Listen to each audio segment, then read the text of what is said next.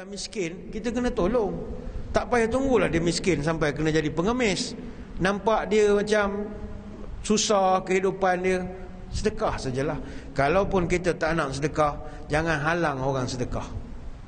Macam tadi saya buat contoh, masjid nak beri bantuan, ada jemaah yang tak bagi. Tak payah bagilah apa, bagi-bagi makan free. Mana-mana ada free. Kencing pun bayar sekarang. La ilaha illallah. Jangan manis masjid dengan tanda awam. Masjid ni dia ada dana. Dana dia sumbangan orang ramai. Orang sedekah masjid supaya dapat pahala jariah. Kalau masjid tak belanjakan, pahala dia tak berjalan. Sebab tu orang panggil sedekah jariah. Jariah ni maknanya berlari. Kalau duit tu tak dibelanjakan, amalan tu tak berlari. Contohnya dibiar ke dalam tabung masjid melekat sampai gambar agung tu lekat pada dinding tabung tu. Cabut duit melekat punyalah setahun tak bawa keluar.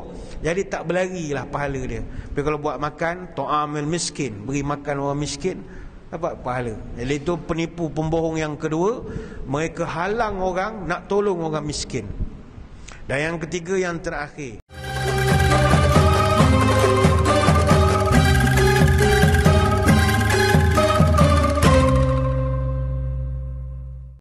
Assalamualaikum warahmatullahi wabarakatuh.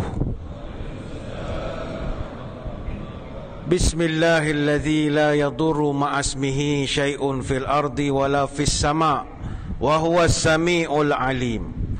Alhamdulillahi hamdan katsiran tayyiban mubarakan fihi kama yanbaghi li jalali wajhikal karim wa li 'azimi sultanik. Allahumma salli ala Sayyidina Muhammadin abdika wa rasulika nabiyil ummi wa ala alihi wa sahbihi wa sallim. Allahumma allimna ma yanfa'una wanfa'na bima 'allamtana wa zidna ilman warzuqna fahman wa faqihna fid din wa 'allimna at-ta'wil mubin waj'alna minal mukhlasin al-mukhlisin. Allahumma inna nas'aluka fahman nabiyyin wa hifzal mursalin wa ilhamal malaikatil muqarrabin. Ya Allah, kami mohon padamu kefahaman para nabi, daya hafalan para rasul, ilhamnya para malaikat muqarrabin. Allahumma aghnina bil ilmi wa zayyina bil hilmi wa akrimna bit taqwa wa jamilna bil afiyah. Ya Allah, kayakan kami dengan ilmu-Mu, hiasilah kami dengan kelembutan, muliakan kami dengan takwa, dan cantikkan kami dengan sihat wal afiat. Terima kasih yang besar Tuan Pengacara Majlis, yang saya hormati pengurusi, ahli jawatan kuasa dan para sukarelawan, termasuk para pegawai Masjid Qaryah Taman Bandar Senawang. Seterusnya tuan-tuan guru, para alim ulama, para habaib, muslimin muslimat, hadratul mukarramin. Maaf jika tak disebut nama kesemuanya. Mana yang besar kot tak diimbau gelar, yang patut tak dipatutkan, yang tua tak dituakan, yang beradat tak diadatkan, yang dahulu dikemudiankan. Mana yang datuk dengan pangkatnya, yang alim dengan ilmunya, yang penghulu dengan hulunya. Saya doakan sekaliannya sejahtera dalam limpahan rahmah dan barakah. Saya dahului dengan penyataan tahmid kesyukuran atas pertemuan pada malam ini. Setelah kali terakhir kita pernah bertemu di sini kira-kira 418 hari yang lalu. Alhamdulillah, hari Senin 28 Ogos tahun 2023, maknanya baru setahun sebulan 21 hari, iaitu sempena dengan program anjuran bersama Majlis Bandaraya Seremban. Dan saya pun ingat, tuan-tuan pun tak ingat dah pun saya ceramahkan ketika itu ya. Kita cerita tentang apa makna redha dalam kehidupan. Pada kesempatan malam ini kita nak bawakan satu tajuk, 3 golongan pembohong besar. 3 groups of big liars, master of lies, bluffer. Ini pembohong number 1. Ada 3 golongan. Hari ini tuan-tuan sekeliling kita, pembohong dengan penipu ni memang ramai. Kan main ramai. Dan nama pun bohong. Kita pun dah tak boleh bezalah antara intan dengan kaca tu, hampir sama lah. Intan dengan kaca dah tak boleh nak beza lagi. Apa tanda burung perepat bulu bergidik di patuk angsa? Apa tanda kiamat dekat? Perangai munafik bermahajalela. Kalau nak kenal orang munafik, perangai buruk, lidah terbalik. Bernyanyi mungkir, beramanah licik, tipu menipu dia pun cerdik. Membohong orang dia memang paling asyik. Lidah bercabang, hati bercopang, mulut manis, hati menengkis, lidah lunak, hati tak cedak, di muka elok, di belakang berkelok. Mulut manis tapi hatinya bak iblis, mulutnya ramah tapi hatinya menyumpah, mulut memuji tapi hati mencaci, mulut bermanis-manis, hatinya dendam tak habis. Depan kita mengaku sahabat, belakang kita dia menyebat. Inilah yang berlaku di sekeliling kita. Penipu, pembohong, skamer, kamen ramai. La ilaha illallah. Penipu ni terlampau ramai. Dan kita pula, sebab dah tak tahu mana yang betul, mana yang salah, orang menipu pun kita ikut jugalah, sebab kita sangka dia betul. Itu yang Abdul Wahab marah kedua abang dia. Cerita 3 Abdul. Kamu kan tahu yang dia tu penipu, muka dia pun penipu. Yang kamu berdua bijak pandai yang boleh kena tipu dengan dia tu pasal apa? Kamu berdua yang bodoh. Hamba bodoh tuan, mengaku pun kena tipu dengan Sadik Segaraga, saudagar barang-barang purba. Baik itu orang menipu ni ramai. Bawa dagangan di padang Pak Ahmad, buah rambutan juga pulasan. Hidup penipu takkan selamat sampai masa ada balasan. Bunga raya subur di lombong, diambilnya daun dibawa pulang. Di alam maya janganlah berbohong, lambat laun diketahui orang. Kupu-kupu terbang di taman, sayapnya belang nampak riang. Hidup penipu tak akan aman, disumpah orang malam dan siang.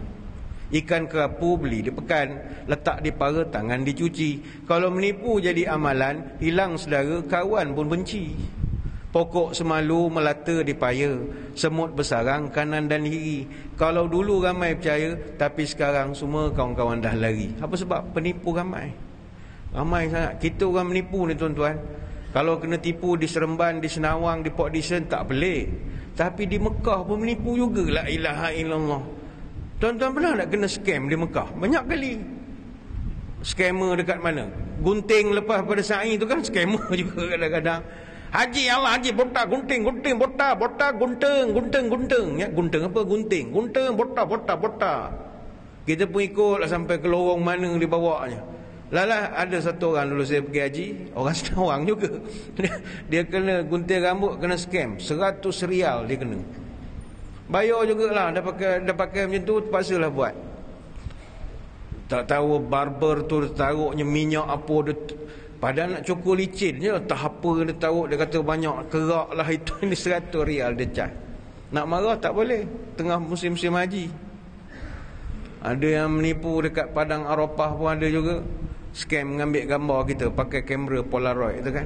Ambil gambar halal halal halal. Halal halal memang halal betul lah. Scammer cium Hajar Aswad. Macam-macam lah. Maknanya kalau di kota suci sebegitu orang boleh menipu, ini pula depan mata kita di sini. Orang menipu terlampau ramai. Saya ingat tuan-tuan di sini ada yang pernah kena tipu dengan scammer, ada. Order lain sampai lain, ada lain. Macam-macam.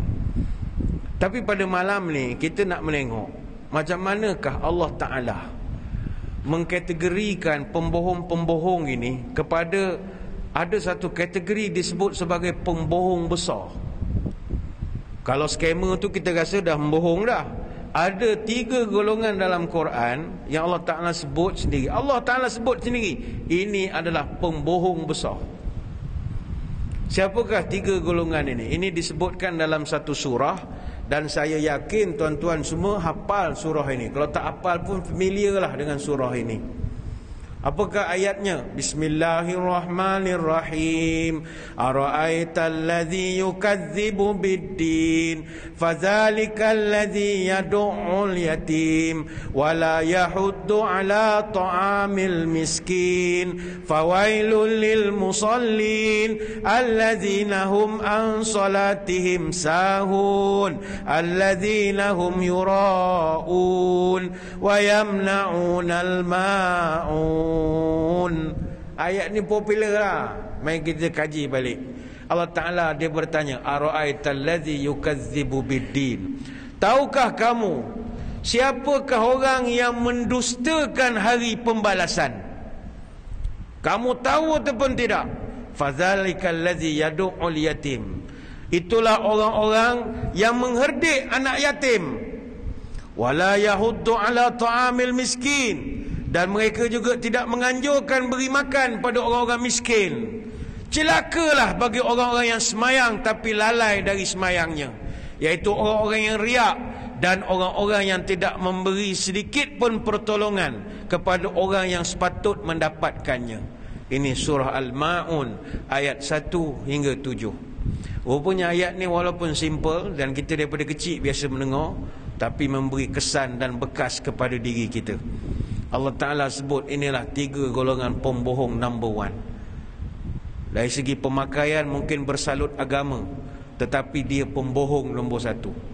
Apabila 3 perkara ni dia tak dapat nak santuni. Pertama sekali surah ni dinamakan Al-Ma'un. Ma'un ni berasal dari perkataan Al-Ma'an.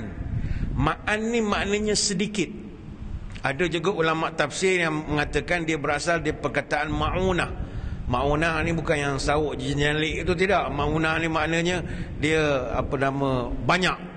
Kalau kita gantikan tak marbutah dengan alif, letak selepas mim, maknanya dia jadi bantuan. Bantuan daripada Allah. Jadi maksud Al-Ma'un ni kata ulama tafsir adalah sedikit bantuan. Sedikit saja bantuan. Sebab itu ulama fiqh mereka ada bahas dalam kitab Al-Buyu' satu perbahasan yang disebut sebagai ariyah. Yang dimaksudkan ariyah ini adalah pemilik barang membolehkan barangnya dimanfaatkan oleh orang lain tanpa ada upah. Istilah sekarang dipanggil pro bono. Kita benarkan orang guna khidmat kita, ambil barang kita secara pro bono. Jadi ariyah ni dalam bahasa kampung maknanya meminjamkan. Contoh, kita meminjamkan laptop kita pada kawan kita, yang mana kawan kita pun memang nak guna dan kita pun tak ada nak pakai dalam masa terdekat, dan dia pinjam, kita tak kenakan apa-apa charge. Pinjam saja, ariyah, bagi pinjam saja. Jadi orang yang enggan memberikan pinjaman pada saudaranya, itu memerlukan dan dia pun tak pakai barang tu masa itu, ini yang disebut sebagai Al-Ma'un. Jadi para ulama berpandangan Al-Ma'un ni adalah golongan yamna'unal ariyah, mereka yang enggan meminjamkan barang pada orang lain ketika orang memerlukan. Sebab itu dalam Sunan Abi Daud disebutkan satu riwayat daripada Abdullah, kunna na'uddul ma'una ala ahdi Rasulillah ariyatad dalwi wal qidri. Kami menganggap Al-Ma'un di masa Nabi adalah berkaitan dengan ariyah, iaitu barang-barang yang dipinjam, sama ada timba, periuk, beldi dan seumpamanya. Hadis riwayat Abu Daud. Itu namanya Al-Ma'un. Dia beza dengan Pak Ma'un, tu lain. La ilaha illallah.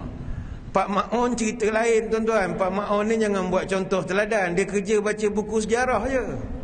Rupanya dia pun scam juga.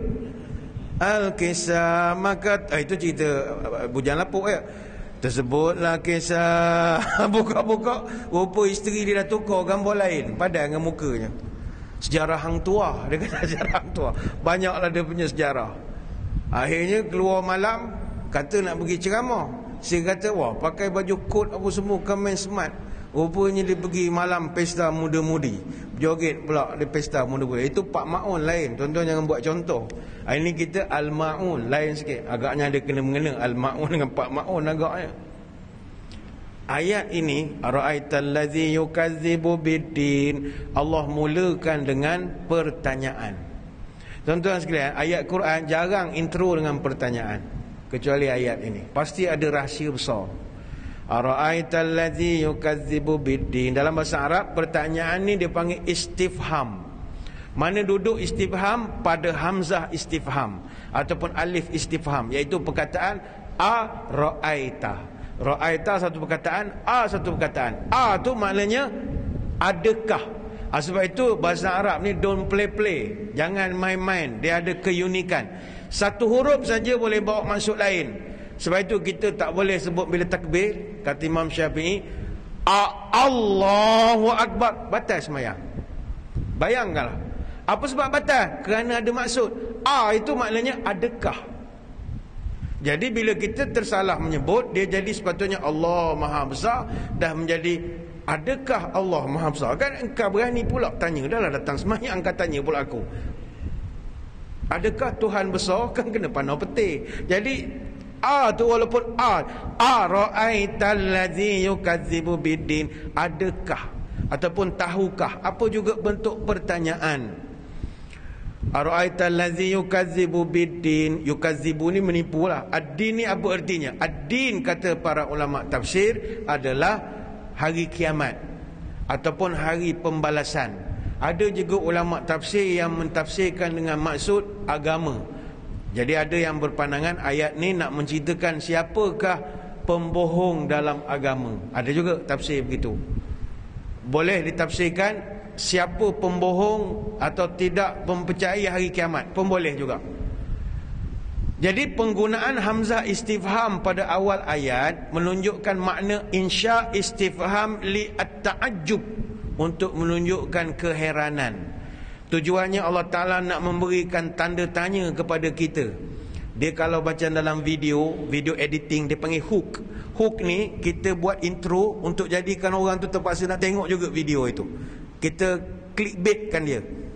Macam kan video drama ke ceramah ke, editor akan korek mana tengah-tengah dalam seminit dua, letakkan di permulaan, supaya kita bila dengar intro, alamak sedap pula lah mencari. Rupanya minit ujung sekali, dah satu kerja mendengar daripada mula sampai habis. Sebab kita dah terpaut dengan clickbait tu tadi, hook.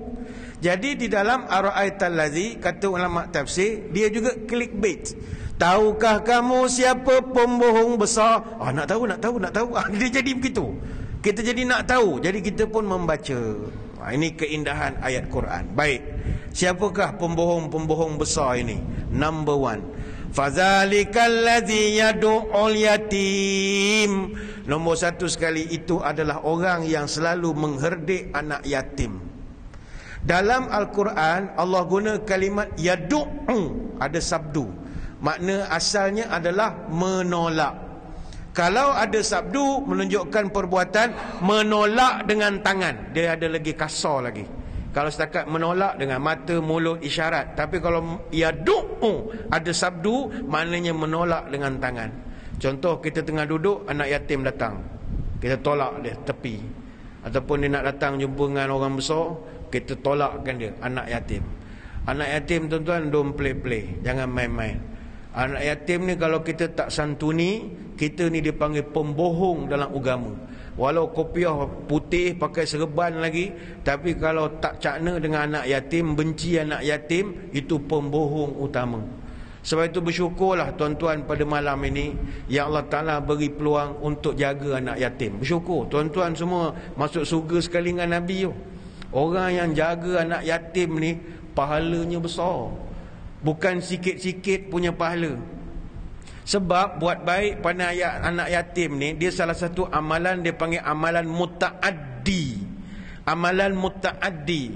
Fa'ammal yatima fala taqhar. Dengan anak yatim janganlah engkau kasar dengan mereka. Surah Duha ayat 9. Dia menyantuni anak yatim ni antara topik penting dalam Islam, tapi jarang diangkat ke permukaan. Sebab barangkali kita melihat anak yatim semua senang-senang, agaknya lah. Setiap kali Ramadan kan mereka makan hotel tiap-tiap petang. Agaknya banyak duit anak yatim. Manusia ada mentaliti begitu. Sebenarnya tidak. Dalam Quran, dalam hadis begitu banyak sekali arahan menyuruh kita menjaga anak yatim. Kenapa anak yatim mendapat tempat istimewa? Tak lain tak bukan kerana Nabi SAW adalah anak yatim piatu. Dia sangat memahami perasaan menjadi anak yatim piatu. Jadi menjaga, menyantuni, buat baik pada anak yatim, ini amalan muta'addi. Dia amal ibadat kita ni ada dua kategori.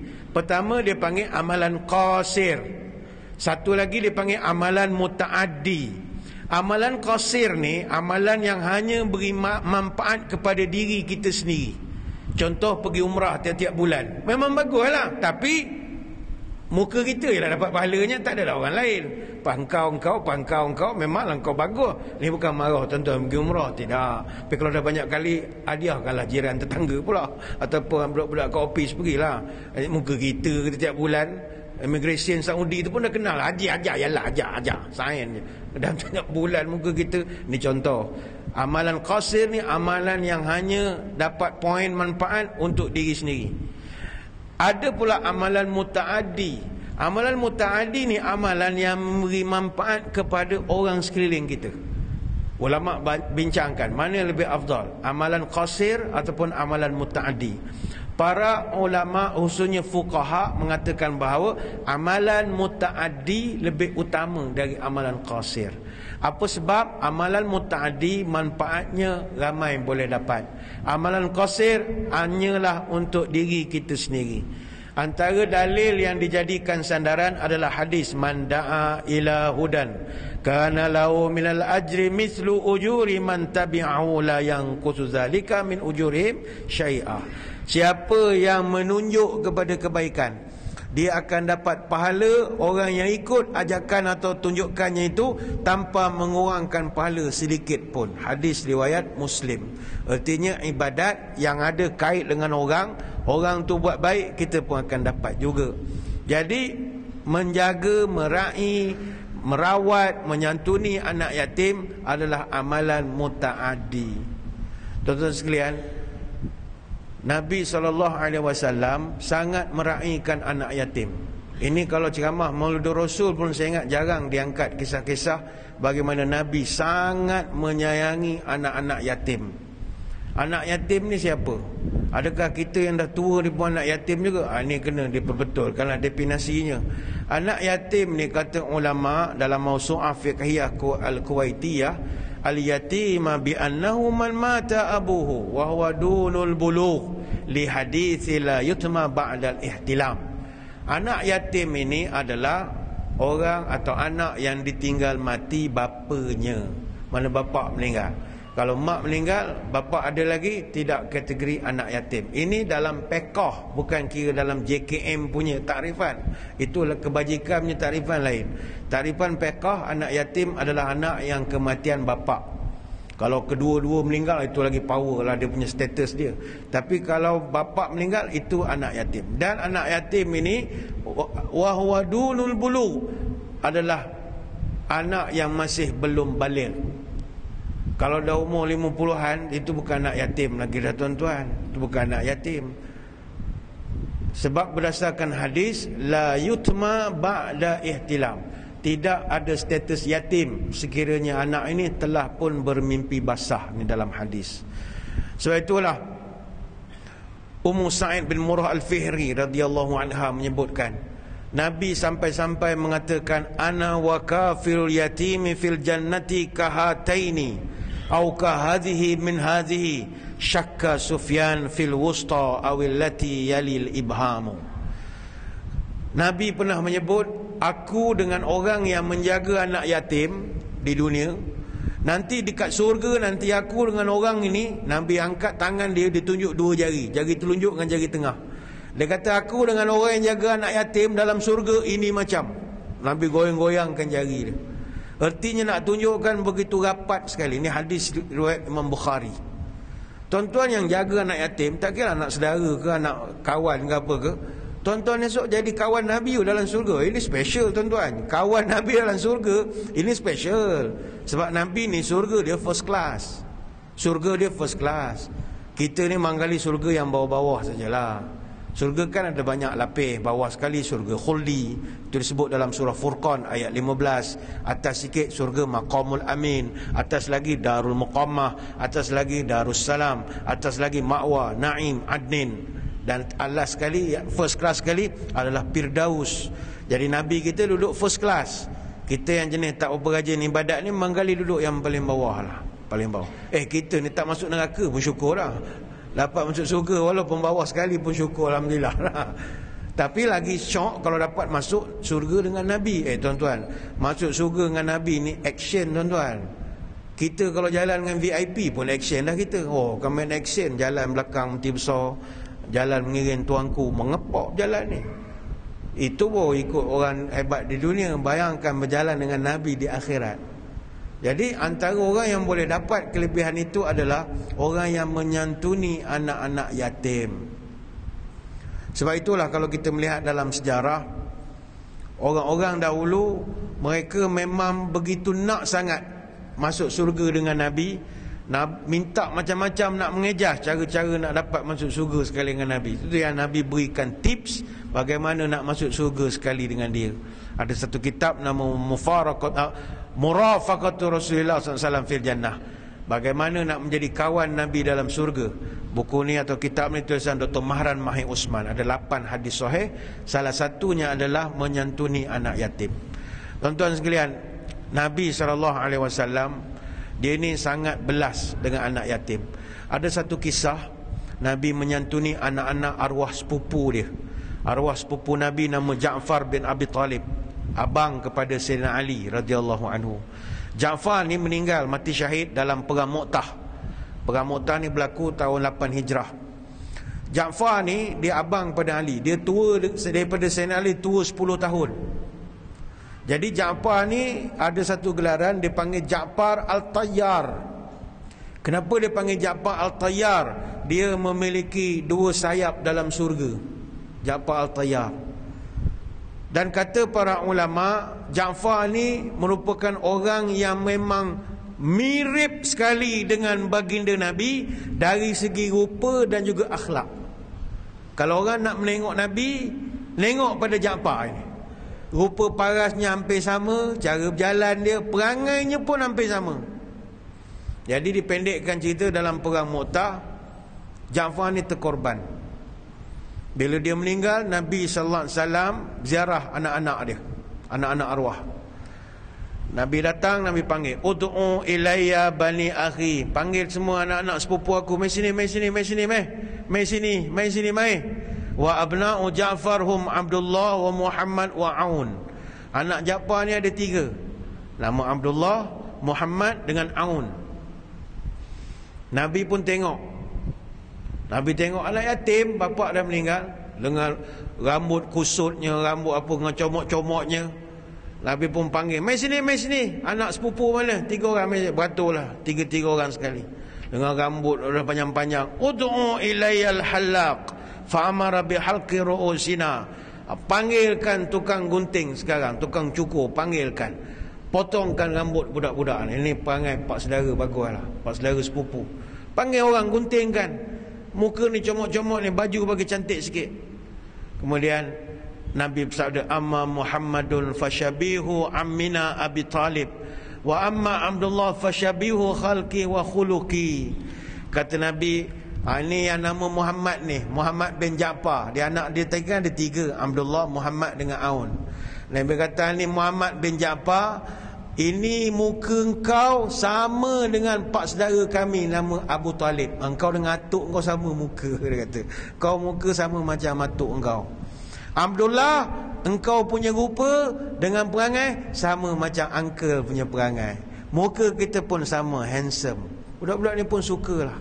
Summa akhadha biyadi fa ashalaha faqala, "Allahumma aghluf Ja'faran fi ahlihi wa barik li Abdillah fi sifatihi yaminih." Qalaha salasa mirar. Kemudian Nabi pun bila dah bergurau dengan anak-anak sepupu dia ni, dia pun berdoa, "Ya Allah, berikanlah ganti daripada Ja'far untuk keluarganya. Ya Allah, berkatilah anak-anak Ja'far ini, berkatilah Abdullah ini kalau dia meniaga nanti, ya Allah." Nabi doa sampai 3 kali. Faja'at ummuna fazakarat lahu yutmana wa ja'alat tufrih lahu. Kemudian datanglah isteri kepada Ja'far, maknanya balu dia. Dia pun kata, "Macam mana ni ya Rasul? Kita orang ni anak-anak ni kecil-kecil lagi, anak yatim ni, macam mana gaya ni? Dah hilang tempat bergantung ni. Nak budak-budak ni nak sekolah, maklum sajalah, dah hilang mata pencarian." Maka ketika itu Nabi berpesan, "Al-ailatu tukhafina alaihim wa ana waliyum fid dunya wal akhirah." Don't worry. Jangan risau jadi miskin. Jangan risau engkau jadi fakir kerana menjaga anak-anak ini. Sebab akulah wali mereka di dunia sampai akhirat. Ini hadis riwayat Imam Ahmad. Ini Nabi perangai dia. Dia sangat menyayangi anak yatim. Sebab dia ada pengalaman menjadi anak yatim. Anak yatim ni tuan-tuan yang berstatus anak yatim masa kita kecil ya. Anak yatim ni orang tak suka. Sebenarnya orang kita ada satu perangai, kalau anak yatim ni kita selalu sangka yang buruk. Dia nak menyusahkan kita, dia nak ambil barang kita, dia nak macam-macam lah. Sebab itu dulu anak-anak yatim ni kalau pergi rumah orang, Kalau time hari raya makan kat dapur je. Orang tak jemput makan main table depan. Orang pandang rendah sebab dia tak ada mak bapak atau dia tak ada bapak. Orang respect kita ni kadang-kadang sebab ada bapak kita.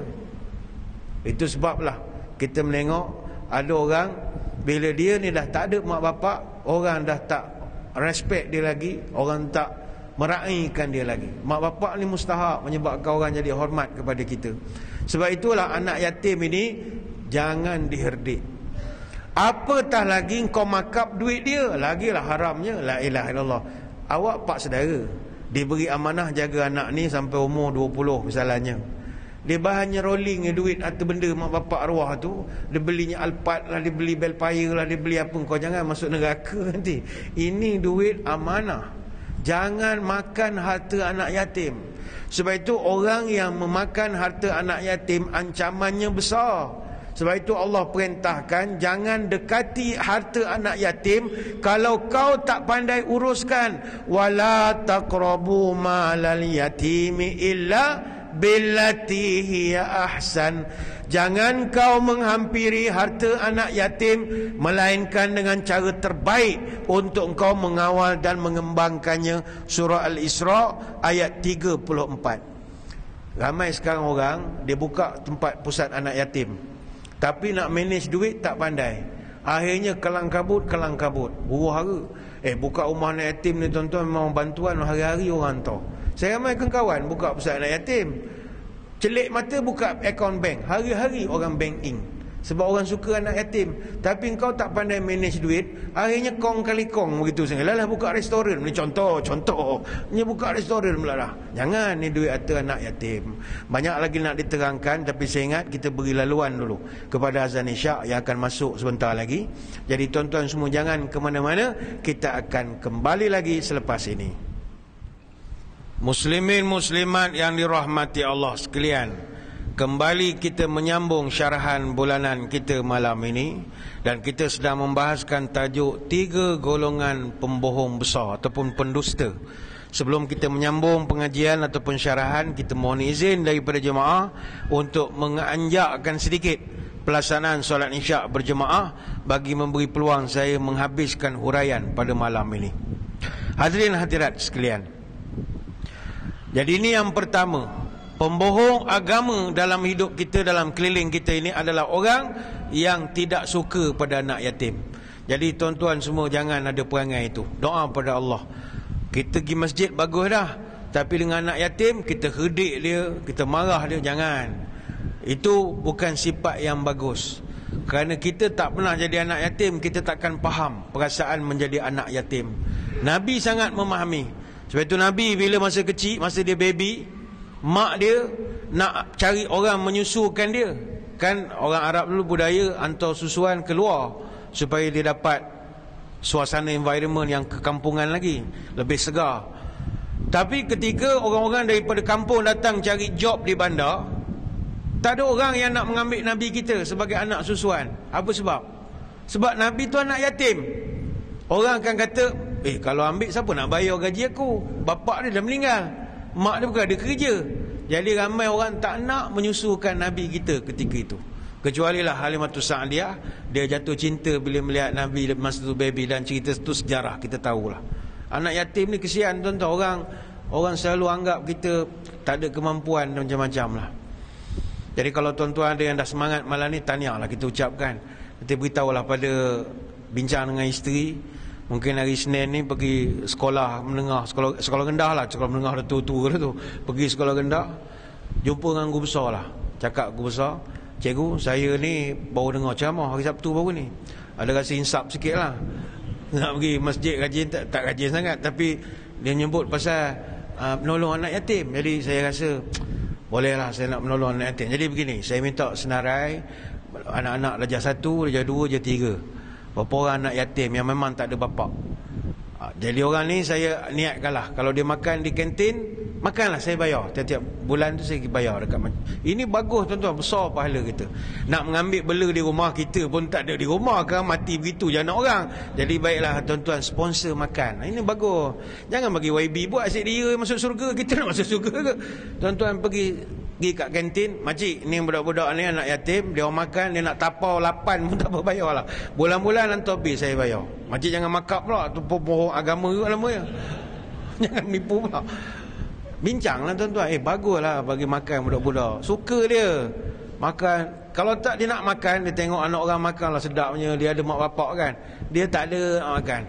Anak yatim tuan-tuan, minggu depan di Bali apa cuti kan, dia dengar kawan-kawan dia kata, oh saya punya my daddy lah nak pergi, bawa pergi berjalan lah. Dia siapa nak bawa dia pergi berjalan? Sedih dia. Sebab kita tak pernah jadi yatim tu, kita takkan faham perasaan. Sebab kita ada mak bapak. Dan anak-anak kita pun ada mak bapak. Kita boleh layan dia bawa berjalan Kuala Lumpur, Putrajaya. Anak yatim tak ada, siapa nak bawa? Takkan nak suruh pak saudara. Pak saudara bukan semua rajin. Kalau anak saudara tu banyak harta warisan tu lah, dia ikut lah. Kalau miskin tak ada orang nak jaga. Jadi kita santuni. Tuan-tuan bantulah bagikan. Tapi bab-bab duit ni bincang dengan isteri dulu lah ya? Jangan tukar tiba-tiba keluar belanja je. Terkejut dia kan. Mana balik dengan tuan-tuan discuss. Yang betul jugalah ustaz tadi bagi pendapat. Abang ingat kita kena tolong anak yatim ya. Sebab abang pun pernah dengar ceramah ustaz lain sebut anak yatim ni kalau kita usap kepala dia, satu helai rambut dia satu pahala yang. Jadi bayangkanlah yang itu baru kepala anak dia. Kalau kepala mak dia yang lagi banyak yang. Jadi abang ingat kita ambil dua sekali lah. What's your opinion? Dia tengok tak ada lah. Mana pergi mengasah parang di dapur serang-serang. Pukul 10.30 mengasah parang. Selamat maju jaya lah diucapkan ya. Ini cerita anak yatim je, ibu tunggal bukan ya. Lain tahun kita bincangkan. Ini anak yatim je dulu. Jadi ini nombor satu. Jangan hedik santuni. Ini orang yang iman bagus dia jaga anak yatim. Yang kedua, siapa pembohong agama ni Allah Ta'ala sebut wala yahuddu ala ta'amil miskin, dan tidak menganjurkan memberi makan kepada orang miskin, and does not encourage the feeding of the poor. Itu terjemahan bahasa Inggeris. Maknanya mereka ni memang nak menolong jauh sekali lah. Nama nak keluar duit daripada poket dia menolong orang miskin, itu memang mimpi. Tak apalah, kau memang kedekut. Masalahnya menggalakkan orang lain pun dia tak bagi. Katakanlah masjid seminggu sekali hari Jumaat kita buat makan, ada setengah jemaah tak bagi buat. Apa buat makan membazir, menggalakkan orang jadi miskin. Apa mana 10 sen pun tak pakai duit dia. Kita pakai duit sumbangan orang. Ada orang memang jenis keturunan dia agaknya, dia tak suka nolong orang. Dia kata kau jangan nolong-nolong sangat orang, seorang jadi pemalas. La ilaha illallah. Encik tak nak tolong, it's your problem. Tapi encik jangan halang orang lain nak tolong.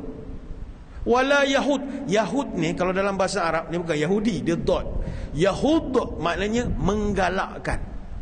Dia kalau orang Arab dia naik kuda, kan kita kalau kuda kita nak suruh dia jalan laju, hayya hayya hayya. Itu kalau cakap Arab lah, cakap orang putih saya tak tahulah apa. Hayya hayya. Perbuatan menyuruh kuda tu lari itu dia panggil Yahud. Yahud. Kita menggalakkan dia lebih laju lagi. Jadi pembohong besar yang kedua adalah orang yang menyekat daripada kita nak bantu orang lain. Bukannya dia tu tak bantu orang, dia sekat kita. Dia tak bagi kita menolong. Dan yang kita nak tolong ni bukanlah kita nak tolong saja-saja orang miskin. Wala yahuddu ala ta'amil miskin. Perkataan miskin ni apa maknanya? Miskin ni diambil dari perkataan sakana. Sakana ni maknanya tidak bergerak. Artinya orang miskin ni orang yang tak boleh keluar daripada tempat dia. Dia memang kedudukan dia begitu, jadi takkan boleh keluar dah. Orang yang dah tak boleh membantu diri mereka untuk keluar daripada kesusahan. Tuan-tuan buatlah macam mana ikhtiar sekalipun, dia tetap macam tu. Itu orang panggil miskin. Allah guna kalimat al-miskin dalam wala yahuddu ala ta'amil miskin. Ini ulama tafsir ada bahas. Kenapa Allah guna kalimah al-miskin dalam bentuk singular ataupun mufrad? Sebab kalau dia jamak, dia akan sebut dalam bentuk plural. Kalau singular, miskin. Kalau plural, masakin. Kenapa Tuhan tak guna perkataan wala yahuddu ala ta'amil masakin, orang miskin yang ramai? Tapi kenapa wala yahuddu ala ta'amil miskin, seorang miskin saja? Di situ Allah Ta'ala nak sindir, engkau manusia, jangan kata ramai orang miskin. Seorang miskin pun belum tentu kau nak bagi lagi. Kau kedekut. Buat penat je cerita miskin yang ramai. Miskin yang seorang pun kau tak boleh nak uruskan. Kemudian kalimat yang digunakan dalam ayat itu adalah ta'amil miskin. Ta'am al-miskin, makanan orang miskin. Dalam bahasa Arab, dia dalam bentuk mudhaf pun ilaih. Maknanya makanan itu sebenarnya adalah hak orang miskin, bukan yang kau.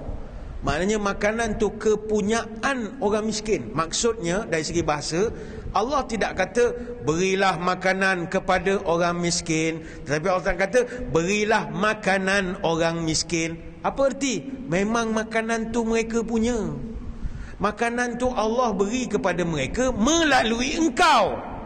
Yang kau sekat apa pasal?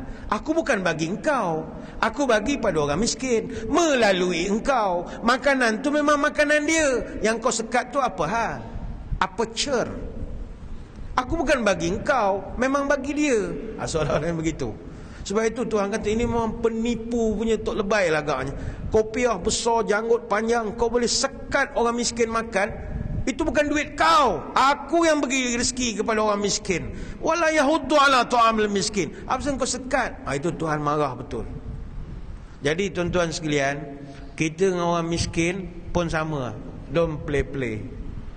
Nak sombong-sombonglah dengan orang lain. Jangan sombong dengan anak yatim, jangan sombong dengan orang miskin. Tak nak tolong, kita punya pasal.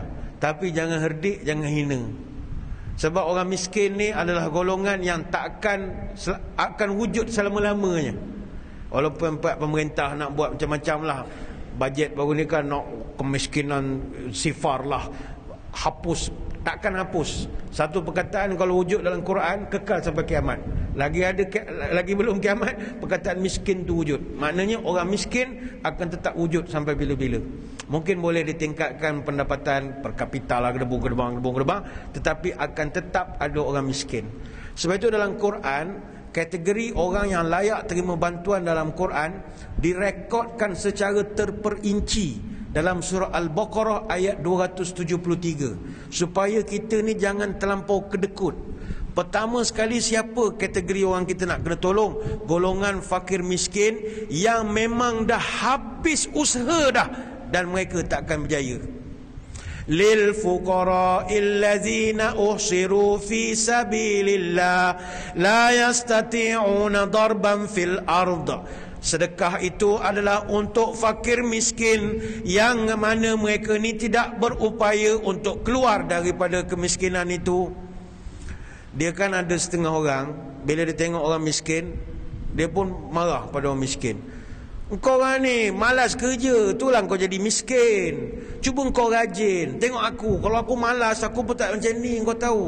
Kau ni semua meniaga lah, aku bagi duit. Tuan-tuan bagi duit meniaga, dia jual barang besok. Kita beli mesin jahit, suruh dia buka kedai jahit, mesin jahit pun dia jual nanti. Dia orang memang takkan boleh keluar daripada kemiskinan itu. Memang itu disebutkan dalam Quran. La yastati'una darban fil ard. Engkau buatlah macam mana, dia orang takkan boleh. La yastati', tak mampu. Tak mampu darban fil ard, untuk nak mencari rezeki di muka bumi macam kita. Dia memang orang miskin. Sebab itu takrifan Imam Syafi'i dan Hambali tentang fakir miskin, fakir ni orang yang tak ada apa-apa, tak ada apa harta. Tidak ada harta, tak ada pekerjaan, ataupun ada pekerjaan tapi pekerjaannya tidak halal, ataupun pekerjaannya halal, pendapatannya pula tak sampai 50% daripada had kifayah untuk keperluan diri dan keperluan tanggungan dia. Had kifayah ni panjanglah ceritanya, iaitu ada 6 aspek basic needs dalam kehidupan: perlindungan, makanan, pakaian, perubatan, pendidikan dan pengangkutan. Ada orang 6 basic need ni pun tak dapat buat. Macam kita, jangankan 6 basic need, kita siap pergi holiday. Holiday bukan needs. Kita dah boleh beli handbag, kita boleh dah level bawa anak pergi Genting Highland, lebih pada had dah tu. Orang miskin ni, orang fakir ni tak ada apa-apa. Orang miskin pula kata ulama, orang yang ada harta tapi tak mampu nak penuhi kecukupan keperluan dia. dia ada harta yang okey lah, ada pendapatan yang halal, tapi hanya menampung 50% saja daripada keperluan diri, tetapi tetap tidak mencapai had kifayah. Dulu masa PKP, ramai orang jadi jatuh miskin, ramai masa tu. Tiba ada pula orang-orang motivator, penceramah motivasi ni mencelah, pula kata, oh, life is matter of choices, your life your choice, kita yang menentukan nasib kita. Hello, tak semua orang boleh menentukan nasib dia sendiri. Dia usahalah macam mana pun, dia tak akan minat, dia tak ada minat, dia tak ada apa, tak boleh. Itu Tun Mahathir tu seronok, dia analogi dia seronok.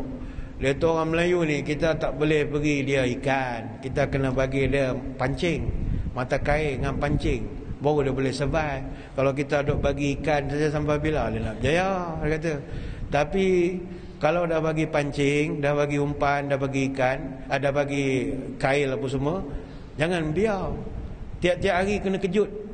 Assalamualaikum, jom pergi mancing. Kena macam tu. Ni orang Melayu nama dia. Kejutkan dia, bangun, mata kail tu tolong bawakan. Dia berjalan, kita ikut belakang. Encik duduk sini, letakkan mata kail dekat tangan dia. Lepas tu bila dapat ikan, bantu nak, barulah dia reti sikit. Kalau bagi dengan joran-joran tu dia jual nanti. Memang ada orang pesen begitu. Dan ini yang Allah Ta'ala sebut, la yastati'una darban fil ard, mereka tak akan berupaya. Kalau ulama tafsir kata darban fil ard ni tak mampu mengembara, tak mampu meniaga, tak mampu apa-apa, memang miskin. Jadi tuan-tuan janganlah kritik, ni pemalas lah apa. Bukan, kau nak bagi-bagi, kau jangan kutuk dia. Tak boleh kritik, tak boleh kutuk. Meniaga ni tuan-tuan, cakap boleh lah, bukan semua orang boleh meniaga. Tuan-tuan ingat senang, jumpa pengemis mana-mana, cik saya bagi 1000, cik pergi meniaga. Tuan-tuan ingat apa jadi pada dia? Beli baju pun belum tentu, tak apa dia buat kita pun tak tahu. Beli gam apa kita pun tak tahu. Dia beli gam Dunlop yang tin paling besar sekali. Meniaga lah, ya Allah, meniaga ni kalau tak pandai jangan meniaga. Terang bulan menggali ubi digali lagi muda. Kalau tuan tak tahan rugi, jangan mencuba dari mula. Apa bunga tidak bertangkai, itu bernama bunga rampai. Kalau tak pandai ilmu berkedai, habis modal, untung tak sampai. Batang kepaya buat tongkat, salah pegang, jatuh terlipat. Kalau meniaga tak tengok tempat, modal habis, untung tak dapat. Pusing gasing tangan kidal, tali pendek putus jengkal. Kalau untung campur modal, itu tanda meniaga tak kekal. Berapa banyak orang pencen kerjaan, dapat golden handshake, dapat duit macam-macam. Oh, kononnya meniaga lah, tak ada benda nak buat. Haji dah pergi 2 kali dah, apa lagi nak buat? Dia pun buka meniaga 3 bulan, lepas tu merudum habis, lipat habis. Bukan semua orang ada bakat meniaga. Ini pula nak suruh orang miskin, belum tentu. Dan ada satu lagi golongan, yang ini saya ingat kita terlepas pandang, golongan yang kita kena bantu. Yahsabuhum jahilul aghniya min ta'affufi ta'rifuhum bisimahum la yas'aluna nasa ilhafa. Ada satu lagi golongan yang Allah Ta'ala sebut adalah golongan miskin, yang orang menyangka mereka itu kaya. Dia sebenarnya miskin, tapi mereka itu adalah kaya. Yahsabuhumul jahilu aghniya, sampai orang-orang yang tak tahu menyangka mereka ini kaya. Sebab mereka ini minat ta'affufi, mereka tidak meminta-minta. Ni dalam masjid ni ramai kategori ni. Dia sebenarnya duit tak ada, miskin bandar, sewa pun tak lepas kadang nak bayar, tapi tak pernah minta, tak pernah mengemis, tak pernah bagi komen dalam Facebook, tolonglah saya, belikan saya pamper. Ada yang orang mesej-mesej gitu. Ada setengah orang dia bukan jenis itu. Ta'rifuhum bisimahum la yas'aluna nasa ilhafa. Mereka ini sangat menjaga maruah diri. Mereka tidak minta, la yas'aluna nas, mereka tak pernah minta duit dengan orang ilhafa, secara mendesak-desak. Yang ini sekarang orang panggil kategori M40. M40 ni miskin sebenarnya, tuan-tuan. M tu miskin sebenarnya. M40 ni bukanlah senang. Dia sebab saya melihat gini, dia kalau di Malaysia, pengkalasan isi rumah mengikut kategori, dia ada panggil miskin tegar, ada B40, ada M40, ada T20. Jadi pendapatan isi rumah bulanan penengah dia panggil min. Bagi kumpulan-kumpulan beza-beza lah. Kalau yang terendah 40% ataupun bottom 40%, dia panggil B40. Kalau kumpulan pertengahan 40%, dia panggil middle 40%, dia panggil M40. Kumpulan tertinggi 20%, dia panggil top 20%, top T20 lah. Jadi T20 ni, di dalam masjid ni pun ramai yang T20. Kumpulan yang berpendapatan lebih daripada 11,820. Kalau M40, kumpulan yang berpendapatan antara 5,250 sampai 11,819 ringgit. B40 ni pendapatan bawah 5,249. Tapi ingat, ni pendapatan isi rumah, bukannya gaji individu. Jadi kalau kita dengan isteri masing-masing gaji 2,000 lah, contoh mudah, total 4,000 sebulan, maka kita berada dalam kategori pertengahan, M40. Orang putih panggil middle class. Dan golongan M40 ni, dia rata-ratanya golongan profesional. M1, M2, pendapatan isi rumah 4,000 lebih sampai 7,000. Keluarga kecil, sederhana. Biasanya orang muda-muda. Dan kebanyakan mereka ni juga orang-orang yang berniaga, orang yang baru-baru bisnes. Waktu ekonomi naik, memang bisnes masuk lah, bisnes bagus. Time tu lah dia beli barang, dia beli rumah besar, dia beli kereta besar. Hobi-hobi dia pun mahal, basikal mahal, main helikopter kontrol, duit banyak. Bila pandemik, kena PKP, semua meniarap belaka. Ekonomi buruk, semua meniarap, projek tak jalan, bayaran pun sangkut, bisnes pun lingkup, kedai pun tak boleh bayar sewa. Jadi pukulan kepada M40 ni sebenarnya lebih teruk lagi, sebab komitmen bulanan yang dia hadapi lebih tinggi daripada golongan B40. Dia ada pekerja yang nak kena bayar, ada sewa bulanan pejabat, dia ada bil api, ada bil air, ada caruman insurans yang perlu dibayar tiap bulan. Semua komitmen tetap jalan walaupun pendapatan turun kepada sifar semasa negara kita yang pernah lockdown dulu. Jadi berapa lama golongan ni boleh bertahan? Sebenarnya mereka ini adalah orang-orang yang miskin juga, miskin bandar. Sebab itu bukan mudah, walaupun kita nampak mereka ni pandu kereta mewah, duduk kondominium di Seri Hartamas apa semua. Kereta tu walaupun menjala, lama dah tak bayar tu. Minyak menyala dah merah tu, exchange je lebih tu. Yang dia buka tingkap, minyak tak ada tu yang buka tingkap tu, bukan dia nak belagak. Tidak, minyak dah tak ada. Kalau pasang aircon terus mampus kereta tu. Susah betul, tapi dia orang ni tak meminta. Golongan ni bukan jenis gantung bendera putih depan rumah macam B40 miskin tegar. Not my level lah. Tapi dia susah. Orang tak nampak mereka ni ambil cuti kadang sampai setahun masa PKP lockdown apa semua, sebab nak jimatkan banyak perkara, tak ambil gaji sendiri. Orang tak nampak bos pengarah syarikat potong gaji sampai 70%, nak pastikan pekerja dia dapat gaji setiap bulan. Masa tu nak jual rumah pun tak mampu, bukannya mudah. Semua orang terdesak nakkan moratorium dan bagai-bagai lagi. Jadi masa PKP tuan-tuan, kerajaan umum secara rasmi lebih 600,000 keluarga M40 dah tergelincir jadi B40. Ramai miskin. Dan memang saya melihat kalau M40 ni memang daripada dulu terpinggir. Tuan-tuan cek bajet baru-baru ni, kalau belanjawan, berapa kali Menteri Kewangan sebut M40? Boleh banding dengan B40 dengan miskin tegar. Miskin tegar, B40 memang kesayangan. Macam-macam insentif disediakan. Kalau M40 sayup yang mendengar benda lah, M40 dapat. Tak ada benda. Sering dipinggirkan. Rupanya golongan ini disebutkan dalam Quran. Ta'rifuhum bisimahum la yas'aluna an-nasa ilhafa wa ma tunfiqu min khairin fa innallaha bihi alim. Mereka inilah golongan yang miskin tapi tak pernah minta dengan orang. Dia sebenarnya susah, dia tak pernah cerita dia susah. Dan ingatlah, apa yang kau sedekahkan kepada dua golongan ini, Allah Ta'ala sangat mengetahui segala yang kau sedekahkan. Jadi tuan-tuan, orang miskin kita kena tolong. Tak payah tunggulah dia miskin sampai kena jadi pengemis. Nampak dia macam susah kehidupan dia, sedekah sajalah. Kalaupun kita tak nak sedekah, jangan halang orang sedekah. Macam tadi saya buat contoh, masjid nak beri bantuan, ada jemaah yang tak bagi. Tak payah bagilah apa, bagi-bagi makan free. Mana-mana ada free. Kencing pun bayar sekarang. La ilaha illallah. Jangan manis masjid dengan tanda awam. Masjid ni dia ada dana. Dana dia sumbangan orang ramai. Orang sedekah masjid supaya dapat pahala jariah. Kalau masjid tak belanjakan, pahala dia tak berjalan. Sebab tu orang panggil sedekah jariah. Jariah maknanya berlari. Kalau duit tu tak dibelanjakan, amalan tu tak berlari. Contohnya dibiar ke dalam tabung masjid melekat sampai gambar agung tu lekat pada dinding tabung tu. Cabut duit melekat punyalah setahun tak bawa keluar.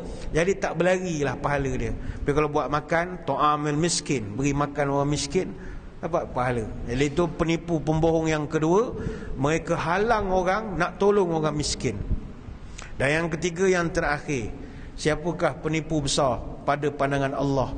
Wa yamna'unal ma'un, orang-orang yang tidak memberi walau sedikit pertolongan kepada orang yang sepatutnya ditolong. Ini tadi dia halang orang.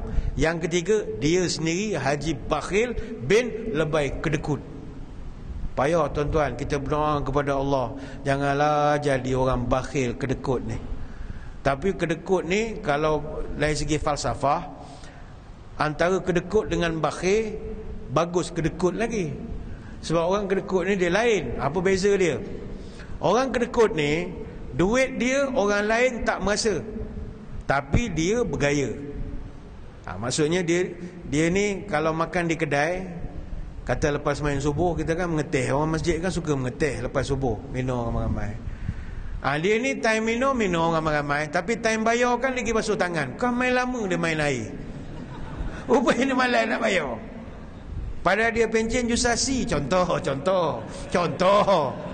Time bayar dia main air. Kau main lama macam mandi mayat pula. Kuku ujung habis. Nampak kan dia malas bayar. Itu dia panggil orang kedekut. Duit dia orang tak merasa. Dia kalau minum dengan reba, matilah reba tu.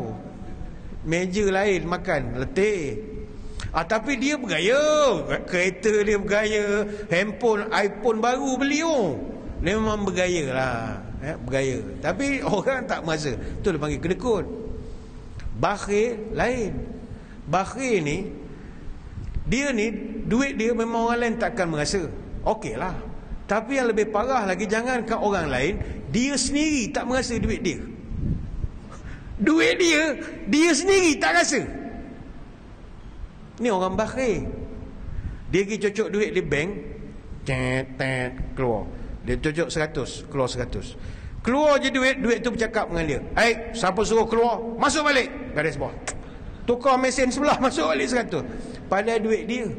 Sepatutnya orang merdeka dapat duit, kau kan kerja setengah mati. Siang malam, malam jadi siang, siang jadi malam, kaki jadi kepala, kepala jadi kaki. Pergi pagi balik petang, dapat gaji, bayar hutang. Dah dapat duit, kau belanjalah. Dia panggil kita reward yourself. Kita hargai diri sendiri. Kerja dah penat, hargailah diri sendiri.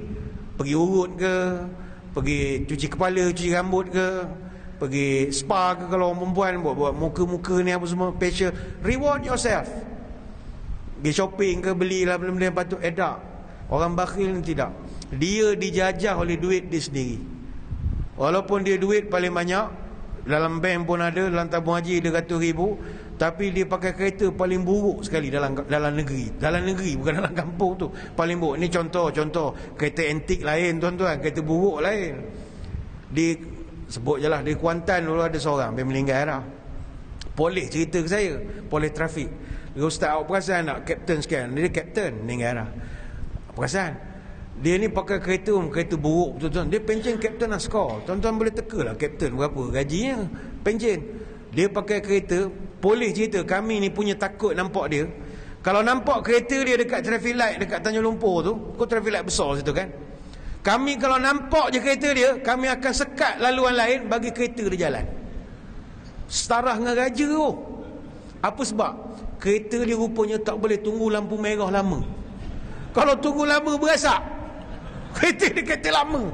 Jadi trafik cerita, satu kerja pula kami nak menolak kereta dia ke tepi. Dia dah menghalang lalu lintas. Jadi kami pakai, kalau nampak dia ni lalu, berhenti je kami tahan lorong lain. Jalan dulu. Kalau akan satu kerja, dia tak boleh berhenti lama. Kereta dia berasak-rasak, keluar. Itu dia panggil bakhil. Baik itu macam cerita labu-labi tu kan. Watak Haji Bakhil bin lebay kedekut. Dia duit banyak tuan-tuan. Haji Bakhil ni la ilaha illallah. Isteri dia minta duit, marah. Anak dia nak minta duit, beli mesin jahit Manisa, nak pinjam duit, minta duit RM200. Demam kan?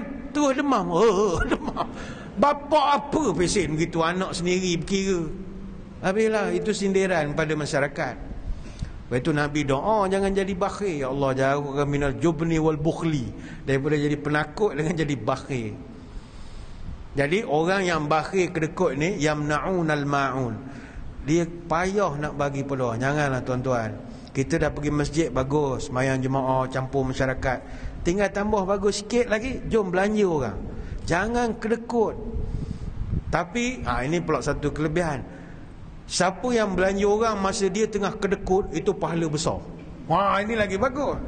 Dia tengah duit berkira betul ni, tiba orang suruh belanja, mengetih pula dah dia belanja, pahalanya lebih besar. Abu Hurairah radhiyallahu anhu cerita, ja'a rajulun ila Nabi sallallahu alaihi wasallam faqala, datang seorang sahabat tanya, ya Rasulullah, ayyu sadaqati a'zamu ajran? Apakah sedekah yang paling tinggi sekali pahalanya berbanding yang lain-lain? Nabi jawab, anta saddaqa wa anta sahihun syahihun takhshal faqra wa ta'mulul ghina. Sedekah yang terbaik adalah engkau sedekah ketika engkau masih sihat. Ini pun penting. Ada orang sedekah bila dah terbaring sakit, baru nak sedekah, rasa nak mati sangat dah agaknya. Daripada anak-anak berebut harta, dia sedekah semua. Dah terbaring wayar banyak, aku sedekah lah duit apa semua. Bagus juga, tapi lagi besar pahala kau sedekah masa sihat. Yang kedua, masa engkau tengah kedekut, kau tengah kedekut betul, orang minta sedekah, kau beri, besar pahala. Yang ketiga, masa engkau takut jadi miskin. Yang keempat, ketika ta'mulul ghina, engkau tengah berangan-angan nak jadi orang kaya, baru berangan nak nyimpan duit misalnya, lagi simpan lagi RM1 lagi cukup nak beli X70 misalnya. Time tu lah datang orang anak saudara nak minjam RM100 pula. La ilaha illallah, tengah berangan-angan nak keluar kata X70 dah kita ni. Masa itu nak pakai duit pula. La ilaha illallah, nak sambung belajar usim lah itu ini. Masa itulah orang nak minjam. Tuan-tuan pun bagi, menggigil bagi ni macam Haji Bakhil, demam lepas bagi tu demam. Besar pahala dia. Bagi tengah kedekut itu lagi bagus. Sebab itulah Nabi sallallahu alaihi wasallam ditekankan, sebelum mati engkau bersedekah.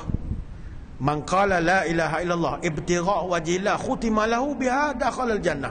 Siapa sebelum mati cakap la ilaha illallah dengan ikhlas, dia akan masuk syurga. Wa man shama yawman ibtigha' wajhillah khutima lahu biha dakhala al-jannah. Siapa yang puasa kerana mencari redha Allah, kemudian dia mati dengan amalan puasa itu, masuk syurga. Dan ketiga Nabi sebut, wa man tasaddaqa bi sadaqatin khutima lahu biha dakhala jannah. Siapa yang bersedekah dan itu adalah amalan terakhir sebelum dia mati, masuk syurga.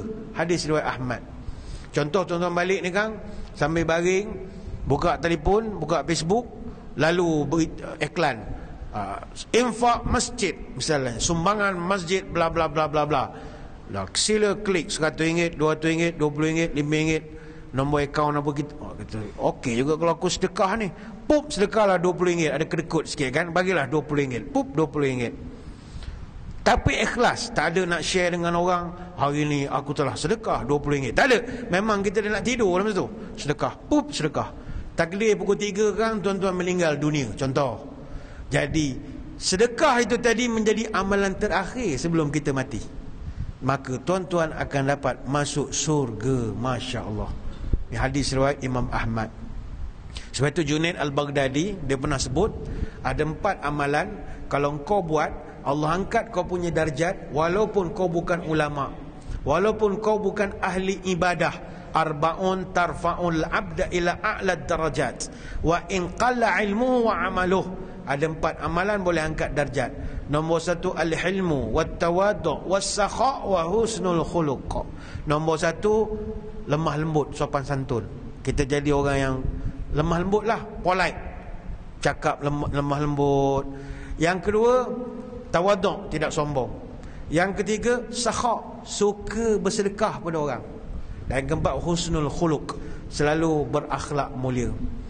Jadi kita kalau ada orang-orang yang nak bantuan, kita bantulah. Ingat tuan-tuan, kita nolong orang ni boleh menambahkan rezeki kita juga. Wa ma anfaqtum min syai'in fahuwa yukhlifu wa huwa khairur razikin. Apa saja yang kau sedekahkan, nescaya aku akan ganti kerana aku pemberi rezeki terbaik. Surah Sabah ayat 39. Jadi bersedekahlah, walaupun kita sebenarnya tak adalah ada duit sangat, kita sama-sama membantu. Hidup di dunia cuma sementara, tempat membuat amal ibadat. Kumpullah kebaikan, himpunlah pahala, jangan dileka harta dan maksiat. Siapa suka memegang adat, mulialah sifat dengan karena. Siapa rajin beribadat sunat, pahala dapat, iman pun bertambah. Bunga melati tumbuh merekah, bunga setangkup buat menikah. Dapat rezeki ayuh bersedekah, supaya hidup makin barakah. Orang Jawa memasang lukah, bawa bekal pulut bersantan. Ikhlas hati bila bersedekah, setiap kebaikan pasti dapat ganjaran. Orang Jawa memasang lukah, bawa bekal pulut bersantan. Ikhlas hati, infak dan sedekah, ganjaran berganda Allah janjikan. Orang sedekah hartanya barakah, orang tulus rezekinya takkan putus-putus. Tanda orang pemurah, banyak beramal, kuat bersedekah, tahu berpihak pada yang susah, tahu menolong pada yang rendah. Inilah sifat-sifat orang yang beriman. Maka hadirin hadirat, inilah dia 3 orang yang dikategorikan oleh Allah dalam Quran sebagai pembohong dalam agama, ataupun pembohong yang mendustakan hari kiamat. Iaitu orang yang suka mengherdik anak yatim, orang yang menyekat orang lain nak menolong orang yang memerlukan, dan yang ketiga, dia sendiri payah untuk nak menolong orang-orang yang memerlukan. Adapun tentang yang disebut dalam Al-Ma'un tu tentang solat tidak khusyuk dan sebagainya, itu tidak masuk sebagai pembohong agama, tapi itu masuk dalam kategori poin-poin yang lain yang tak sempat kita bahaskan. Jadi saya kira sekadar itu sembang-sembang pada malam ini. Saya mengucapkan ribuan terima kasih di atas undangan.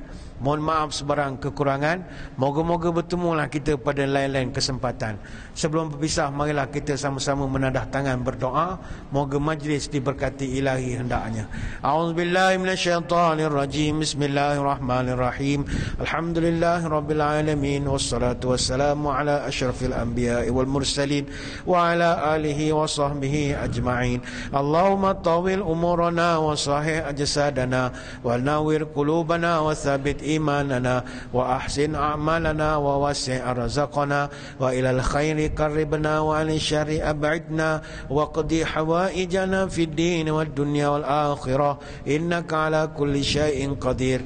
Ya Allah, panjangkan umur kami dalam keberkatan, sihatkanlah tubuh badan kami, sembuhkanlah penyakit-penyakit kami, terangkanlah hati kami, tetapkanlah iman kami, elokkan amalan kami, luaskan rezeki kami, dekatkan kami dengan kebaikan, jauhkan kami dari kejahatan. Kabulkanlah segala doa kami, sama ada dalam urusan agama, dunia atau akhirat. Subhanakallahumma wa bihamdika, nashhadu an la ilaha illa anta, nastaghfiruka wa natubu ilaik. Wa sallallahu ala sayyidina Muhammadin wa ala alihi wa sahbihi wa baraka wa sallam. Walhamdulillahi rabbil alamin. Sekadar itu, wabillahi taufiq wal hidayah. Wassalamualaikum warahmatullahi wabarakatuh. Wallahu alam.